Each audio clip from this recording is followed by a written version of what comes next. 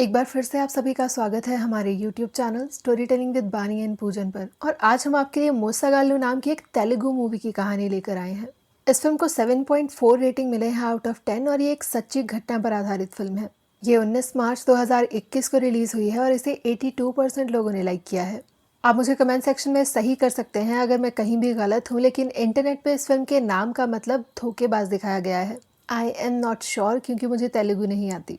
इस कहानी की शुरुआत दो फेटर्नल ट्विन से होती है, यानी कि ऐसे जुड़वा भाई बहन जो जुड़वा तो हैं लेकिन उनमें कोई भी कॉमन बात नहीं है। उनके माँ बाप भले ही उन्हें बहुत ज़्यादा प्यार करते हैं, लेकिन अगर उनकी फाइनेंशियल कंडीशन देखी जाए तो वो उन्हें अफोर्ड नहीं कर सकते। इन दोनों भाई बहन के नाम अनु और अर्जुन है और अनु अर्जुन से 10 सेकंड बड़ी है और कहानी के हर हिस्से में अनु इस बात का पूरा फायदा उठाएगी। अनु और अर्जुन के पिता एक बहुत ही शरीफ और एक ईमानदार इंसान थे, लेकिन उनकी इस ईमानदारी की कीमत उन सबको बहुत ही ज्यादा गरीबी में रहकर चुकानी पड़ी। क्योंकि उसके पिता एक कर्जा नहीं चुका पाते तो कुछ गुंडे आकर उन्हें बहुत ही बुरी तरह से मारते हैं। तभी अनु और अर्जुन के मामा वहां पर आ जाते हैं और उन्हें 10,000 रुपए देकर उनकी मदद करते हैं। लेकिन उन सबका इंसानियत पर से भरोसा तब उठ जाता है जब उन्हीं के मामा उनके खाने में नशीली दवाई मिलाकर उनके पूरे घर को लूट कर ले जाते हैं। अब अनु के माता पिता लेबर का काम करते हैं और उन चारों को ही सड़क पर रहना पड़ता है। इसके बाद सीन सीधा शिफ्ट होता है साल 2015 हैदराबाद में, जहां अर्जुन एक बीपीओ में जॉब करता है। वो बहुत ही चालाकी से अपने कस्टमर्स का डेटा चुराता है और उसे डार्क वेब पे बेच देता है। तो वहीं दूसरी तरफ उसकी बहन अनु का तलाक हो चुका है और वो अपने भाई अर्जुन के ही साथ रहती है। वो अपना गुजर बसर करने के लिए SD कार्ड्स बेचती है, लेकिन उसका पति वहां आकर उसे मार पीट कर उसके सारे पैसे ले जाता है। जब वो उसे तलाक देने की बात कहती है तो वो इनकार कर देता है और उसके बाद ही वो अपनी जेब से शराब की बोतल निकालकर उसके मुंह पर फेंक देता है। वो उसे कहता है कि इस तरह की बात अगर अगली बार उसके मुंह से निकली तो शराब की जगह अगली बार एसिड होगा। अब वो उसे बहुत ही ज्यादा बुरी तरह से मारता है और उसके इकट्ठे किए हुए पैसे ले जाता है। अर्जुन को जब इस बारे में पता चलता है तो उसका मन तो बहुत करता है कि वो उसकी पिटाई करे, लेकिन वो तब तक उसे हाथ नहीं लगाना चाहता जब तक कि वो उसकी बहन को तलाक न दे दे। एक रोज एक कस्टमर अर्जुन के साथ बहुत ही बदतमीजी से पेश आता है और न चाहते हुए भी अर्जुन उस पर गुस्सा हो जाता है और गुस्से में फोन काट देता है। ऐसा होने के बाद उसका बॉस विजय उसे अपने पास बुलाता है। वो उसे कहता है कि ये कंपनी उसके अंकल की हुआ करती थी, लेकिन उनकी मौत के बाद अब ये उसके पास है। साथ ही वो उसे कहता है कि वो उसके स्कैम्स के बारे में सब कुछ जानता है, लेकिन वो इस बात की कद्र करता है कि वो अपने दिमाग का सही इस्तेमाल कर रहा है। इसके बाद विजय अर्जुन को ऑफिस के बाद मिलने के लिए बुलाता है और वहाँ उसे अपनी गर्लफ्रेंड समीरा और अपनी दोस्त मोहिनी से मिलाता है। वो लोग स्कैम के आइडियाज डिस्कस करने लगते हैं कि किस तरह से वो लोग कम वक्त में ही ज्यादा पैसे कमा सकते हैं। वो लोग किसी ऐसे आइडिया को फॉलो करना चाहते थे जिसमें कि उन्हें लोगों के पीछे ना भागना पड़े, बल्कि लोग उनके पीछे पैसे देने के लिए भागे। इसी पर अर्जुन को एक आइडिया आता है कि टैक्स को लेकर अमेरिकन के साथ स्कैम किया जा सकता है, क्योंकि टैक्स ही इकलौती ऐसी चीज है जिसका नाम सुनकर लोग डर के मारे खुद ही पैसे जमा करवा देंगे। विजय को ये आइडिया बहुत ज्यादा पसंद आता है और वो उसके इस आइडिया में इन्वेस्ट करने के लिए तैयार हो जाता है। साथ ही वो दोनों ये डिसाइड करते हैं कि वो लोग पार्टनर्स रहेंगे और इस पार्टनरशिप में विजय का शेयर 70% होगा तो वहीं अर्जुन का शेयर 30%। इस काम के लिए अर्जुन अपने बहुत ही भरोसेमंद दोस्तों को रिक्रूट करता है। शुरुआत में वो लोग बहुत ही बुरी तरह से फेल होते हैं क्योंकि उनके पास ना तो कोई स्क्रिप्ट थी और ना ही कोई प्लान। जब भी वो लोग इंटरनल रेवेन्यू सर्विस के नाम पे कॉल किया करते थे, लोग उन्हें जलील कर कर उनका फोन काट देते थे। सबको गलत साबित करने के लिए विजय भी स्पीकर पर डालकर एक कॉल ट्राई करता है, लेकिन उसकी बहुत ही ज्यादा बुरी तरह से बेइज्जती होती है, जिस पर अनु उसका खूब मजाक उड़ाती है और इसी बात को लेकर कहीं ना कहीं अनु की और उसकी बहुत बुरी बहस हो जाती है। अनु सबको कहती है कि उन्हें एक प्रॉपर प्लान और प्रॉपर स्क्रिप्ट की जरूरत है, क्योंकि इसके बिना वो लोग अपने मकसद में कभी भी कामयाब नहीं हो पाएंगे। यहाँ अर्जुन के एक दोस्त से बहुत बड़ी गलती हो जाती है। वो इंटरनल रेवेन्यू सर्विसेज के नाम से अमेरिका में कॉल तो जरूर करता है, लेकिन वो पेमेंट रुपीज में मांगता है। एक कस्टमर को इस बात पर शक हो जाता है और वो फेडरल ट्रेड कमीशन में इस बात की कंप्लेंट कर देते हैं। वो लोग उनकी लोकेशन ट्रैक करने की कोशिश तो करते हैं, लेकिन जिस तरह के डिवाइसेस वो लोग यूज कर रहे हैं उसके चलते उनकी लोकेशंस को ट्रैक करना बिल्कुल नामुमकिन था। उन लोगों की स्क्रिप्ट बनकर तैयार हो जाती है और अर्जुन अपनी पहली कॉल पर ही पेमेंट ले आता है। सब लोग अब धीरे धीरे अर्जुन से सीखना शुरू करते हैं और धीरे धीरे वो लोग बहुत सारे पैसे कमाते हैं। अर्जुन जहाँ एक तरफ अपनी ड्रीम बाइक खरीदता है, वहीं दूसरी तरफ अनु भी अपने लिए एक कार लेती है। उनके पास अब इतने ज्यादा पैसे हो चुके हैं कि पैसों के लिए ही उन्होंने अलग से एक गोडाउन बना कर रखा है। अनु और अर्जुन के माता पिता दोनों ही बहुत ईमानदार हैं, इसीलिए जब वो दोनों उन्हें एक घर गिफ्ट करते हैं तो वो उन्हें कहते हैं कि अर्जुन ने एक बीपीओ खोला है और वो उसका मालिक है। ये सुनकर उनके माता पिता कन्विंस हो जाते हैं और बहुत ही खुशी के साथ उस घर को एक्सेप्ट कर लेते हैं। उन्होंने ये साल 2015 में शुरू किया था और अब फरवरी 2016 आ जाता है। उनका काम बहुत ही अच्छे से चल रहा है और कोई भी उन्हें पकड़ नहीं पा रहा। उन लोगों के पास पैसों के साथ साथ अब इतनी पावर आ चुकी है कि अनु अपने पति के घर जाकर उसे बहुत ही बुरी तरह से पिटवा कर उससे डिवोर्स पेपर साइन करवा लेती है। अनु की डिवोर्स पार्टी में मोहिनी दोबारा अर्जुन से मिलती है और दोनों ही एक दूसरे को पसंद करने लगते हैं। अगली सुबह अर्जुन और मोहिनी एक दूसरे के साथ ही थे कि तभी अर्जुन को अनु की कॉल आती है। वो उसे ऑफिस में आने के लिए कहती है क्योंकि उनका स्कैम पकड़ा जा चुका है और उनके सारे ऑफिसेज सीज हो रहे हैं। उन सबको लगता है कि उनका काम अब ठप होने वाला है कि तभी अर्जुन एक नए आइडिया के साथ आता है।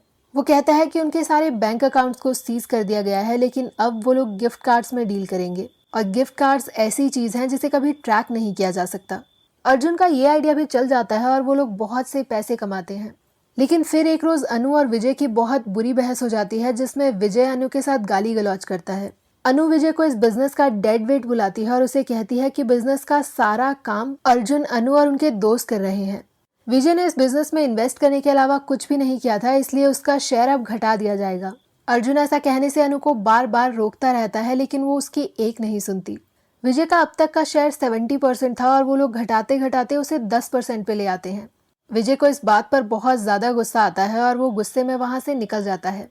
अर्जुन को परेशान होता हुआ देखकर अनु से कहती है कि वो कंपनी को संभाल लेगी, जिस पर अर्जुन उस पर गुस्से से चिल्लाते हुए कहता है कि क्या उसी तरह से जिस तरह से उसने अपनी शादी को संभाला है।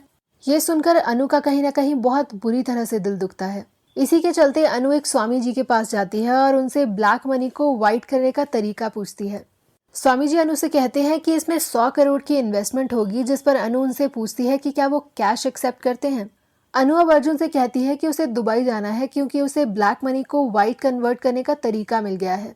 अर्जुन अब अनु पर और भी ज्यादा भड़क जाता है और वो उसे कहता है कि आज वो दोनों जो कुछ भी हैं वो सिर्फ उसकी वजह से है, इसीलिए उसे कोई भी फैसला लेने से पहले अर्जुन का अप्रूवल ले लेना चाहिए, क्योंकि अगर उसने ये सब सेट नहीं किया होता तो अनु आज भी चार मीनार पर SD कार्ड्स बेच रही होती।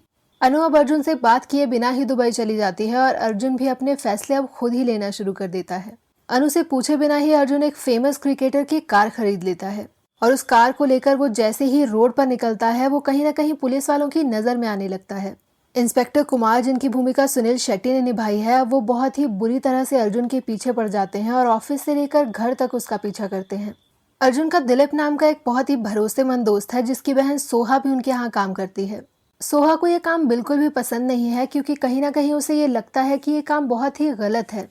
सोहा जब एक रोज एक कस्टमर को कॉल करती है तो वो उसे पेमेंट के लिए बहुत ज्यादा फोर्स करती है। इसके चलते उस कस्टमर को ट्रॉमा अटैक आ जाता है और उसकी वहीं पर मौत हो जाती है।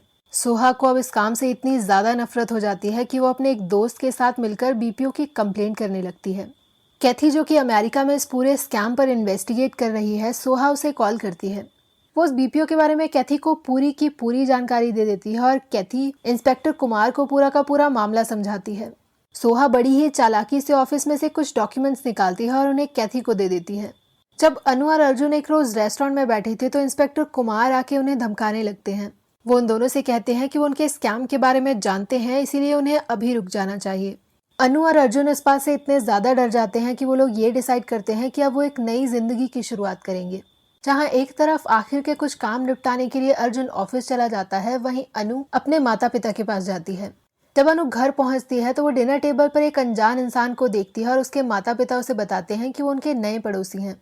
अर्जुन जैसे ही ऑफिस पहुंचता है वो देखता है कि वहां से एक फाइल मिसिंग है। जैसे ही अर्जुन को इस बात का अंदाजा होता है कि ऑफिस में कुछ गलत है, वो वहां से भागने की कोशिश करता है। सोहा भी ये बात जानती है कि ऑफिस में अब रेड पड़ने वाली है, इसीलिए वो अपने भाई दिलीप और अपने दोस्त को लेकर वहां से निकल जाती है। अर्जुन किसी तरह से वहां से भागने में कामयाब तो हो जाता है, लेकिन जैसे ही वो घर पहुंचता है वो डिनर टेबल पर बैठे उस अनजान इंसान को पहचान लेता है। वो और कोई नहीं बल्कि एक पुलिस ऑफिसर था जिसे उनके घर वालों पर नजर रखने के लिए अपॉइंट किया गया था। अर्जुन इस बारे में अनु को बताता है और वो लोग उस पुलिस ऑफिसर को चकमा देकर वहां से भाग जाते हैं। उन दोनों के प्लान के अनुसार उन लोगों को दुबई जाना था, लेकिन कुमार भी एयरपोर्ट पर पहुंचकर उन्हें रोकने की कोशिश करता है। लेकिन इससे पहले कि कुमार उन्हें रोक पाता, वो लोग दुबई के लिए निकल जाते हैं। इस बात को बहुत ज्यादा वक्त बीत गया है और अब जनवरी 2017 है। शुरुआत में हमें ये दिखाया जाता है कि अर्जुन एक बहुत ही लग्जीरियस जगह पर है, लेकिन वो जैसे ही पीछे मुड़ता है हम देखते हैं कि वो अनु के साथ दुबई लेबर कैंप में है और उन दोनों की ही हालत बहुत ही ज्यादा खराब है। न्यूज पर यह दिखाया जाता है कि उन दोनों के माता पिता के साथ साथ उनकी कंपनी के सारे एम्प्लॉयज को भी गिरफ्तार कर लिया गया है। विजय मीडिया में और पुलिस वालों के साथ लगातार झूठ बोले जा रहा है कि इस बीपीओ के साथ उसका कोई लेना देना नहीं था। अनु अर्जुन से कहती है कि अब दुबई उन लोगों के लिए सेफ नहीं है क्योंकि पुलिस उन्हें यहाँ भी ढूंढ रही है और खबरों के अनुसार अगर उसे दुबई में गिरफ्तार किया जाता है तो उसे 20 साल की जेल होगी। अर्जुन अब कहीं ना कहीं भाग भाग कर थक गया है, इसीलिए वो अनु से कहता है कि अब वो अपने आप को सरेंडर करना चाहता है। अनु के लाख बार रोकने पर भी वो उसकी एक नहीं सुनता और अपने आप को सरेंडर कर देता है। But all thanks to our system कि उसे सिर्फ 10 महीने की जेल होती है क्योंकि उसके खिलाफ कोई भी सबूत नहीं मिल पाते।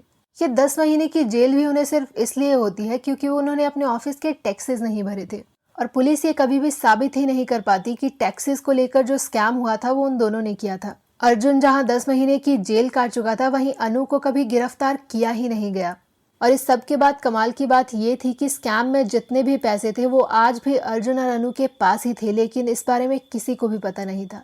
तो लास्ट में अर्जुन और अनु एक दूसरे को एक विकेड स्माइल देते हैं और इसी के साथ हमारी कहानी खत्म हो जाती है। इस फिल्म के बारे में जो सबसे यूनिक और सबसे कमाल की बात थी वो ये थी कि इस फिल्म के हीरो हीरोइन कोई लवर्स नहीं बल्कि भाई बहन थे। एंड ट्रस्ट में कि आपको ये जोड़ी किसी भी हीरो हीरोइन से कहीं ज्यादा पसंद आएगी। फिल्म को बहुत ही टू द पॉइंट रखा गया है तो आपको बोर होने के लिए एक भी मिनट का टाइम नहीं मिलेगा। लेकिन हाँ, मुझे इस फिल्म को देखने में थोड़ी सी प्रॉब्लम हुई क्योंकि इस फिल्म के सबटाइटल्स इंग्लिश में अवेलेबल थे लेकिन ऑडियो तेलुगु में थी। काजल अग्रवाल शी इज लव। जिस एटीट्यूड और जिस ग्रेस के साथ उन्होंने इस कैरेक्टर को कैरी किया है, आई डोंट थिंक कि वो इनसे अच्छा कोई भी कैरी कर सकता था। उनकी और विजय के जो भी बहस वाले सीन थे उनमें वो बहुत ही आसानी से उन्हें ओवर पावर करती हुई नजर आएंगी, लेकिन कुछ एक सीन्स में उनका कैरेक्टर आपको बहस के मामले में ओवर द टॉप जाता हुआ नजर आएगा। एंड आई थिंक कुछ एक सीन्स में इसकी जरूरत नहीं थी। मेल कैरेक्टर अर्जुन का किरदार विष्णु ने निभाया है एंड ही इज गुड। तो हमारी तरफ से हम इस फिल्म को थम्स अप देते हैं क्योंकि ये फिल्म आपको बोर होने का मौका नहीं देगी। बाकी आप हमें कमेंट सेक्शन में बता सकते हो अगर आपके पास कोई सजेशंस है मूवीज या वेब सीरीज को लेकर। Thank you so very much and stay tuned.